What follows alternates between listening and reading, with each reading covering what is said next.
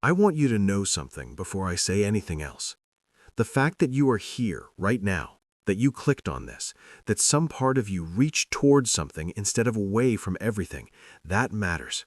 That is not nothing. That is actually one of the most important things a person can do when everything feels like it is falling apart. Reaching towards something, anything, even if it is just a video on a screen. That instinct to reach is not weakness, it is the part of you that has not given up. And I need you to listen to that part today, because it knows something the rest of you has temporarily forgotten. So let me say it directly, the way I would say it to someone sitting across from me. I see you. I see what you are carrying, and I am not going to tell you that everything is fine, because you already know it is not. I am not going to cover this moment in hollow positivity. What I am going to do is tell you the truth, the full, evidence-based, irrefutable truth about what hopelessness actually is and what it is not. Because understanding the difference might be the thing that carries you through to the other side of this. Hopelessness is not a verdict. It is a weather system. It is a state, real, painful, heavy, suffocating, but a state, not a permanent condition. It feels permanent because that is what hopelessness does. It colonizes your perception of time and convinces you that because you cannot see a way forward right now, no way forward exists. It takes the present darkness and extrapolates it infinitely into the future. It whispers that this is just how it is now, that this is just who you are now, that the life you wanted is something that happens to other people and not to you. Every single word of that is a lie, and I can prove it. Welcome to Motivation Daily. This one is for the person at the bottom. Think about Nick Vujicic, born without arms, born without legs. His parents, deeply loving people, were so shattered by his condition when he arrived that his mother initially could not hold him, not because she did not love him, but because the grief was so overwhelming it paralyzed her. Nick grew up being bullied relentlessly, unable to do the most basic things other children did without thinking. By the time he was 8 years old, he was contemplating suicide. At 10, he attempted it. He is now one of the most sought-after motivational speakers on the planet. He has addressed over 3 million people in person across more than 70 countries. He is married, he has children, he swims and surfs and golfs, and lives a life so full and so joyful that it redefines what full and joyful even mean. Not because his circumstances changed, he still has no arms, he still has no legs, because his relationship to his circumstances changed, because he found a reason, because he held on long enough for the hopelessness to pass and for something else, something real and sustainable and his, to grow in its place. Or think about Abraham Lincoln, a man whose life reads like a catalog of catastrophic failure. Business failed, ran for the legislature and lost. Business failed again. His fiancée died. He had a nervous breakdown so severe that his friends took all sharp objects out of his home because they feared for his life. Lost races for the Senate not once but twice. Lost the race for vice president. Lost another Senate race. By any external measure of his life at 50 years old, Abraham Lincoln was a broken, failed, deeply depressed man whose best days were clearly behind him.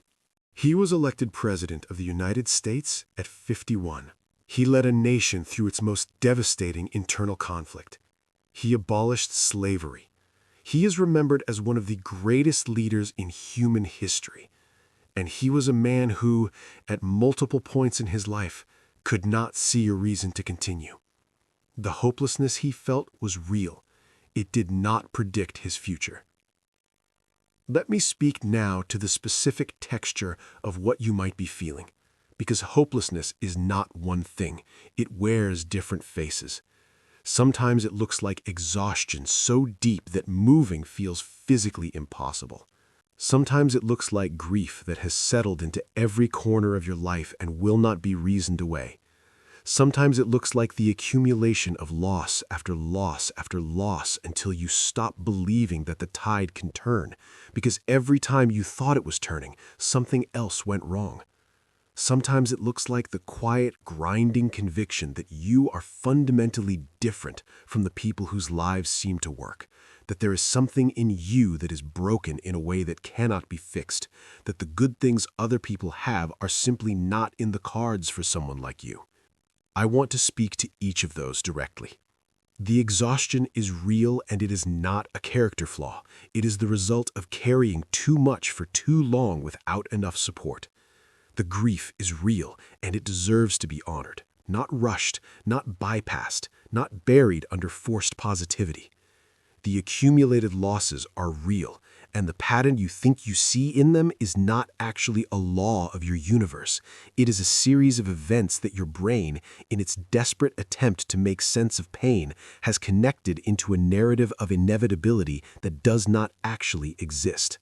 And that conviction that you are broken, that is the cruelest lie hopelessness tells. Because the very capacity you have to feel this deeply, to care this much about the gap between the life you have and the life you want, to be in this much pain about how things have gone, that capacity is not evidence of being broken. It is evidence of being fully, completely, irreducibly alive. Broken people do not feel this. Broken people have gone numb. You have not gone numb.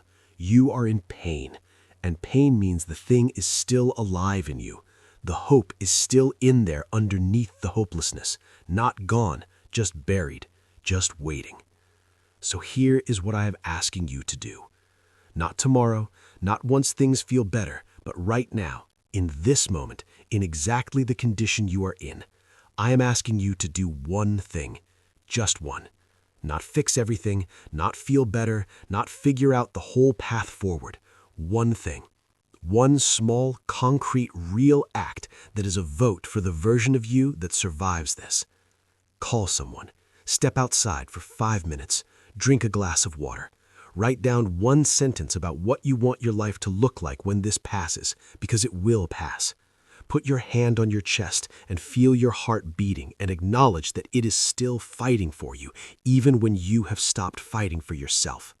One thing. That is all that is required of you in this moment. Not a plan, not a transformation. One vote for the side of you that reaches instead of retreats. You are not at the end. You are in the hardest part of the middle. And the hardest part of the middle is still the middle, which means there is more story left. Stay for it. If someone you love is going through something dark right now, share this with them today. It might be the thing that reaches them.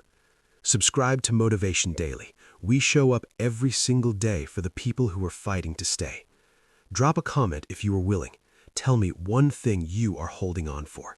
Your reason might be the reason someone else finds theirs. We are in this together. Let's go.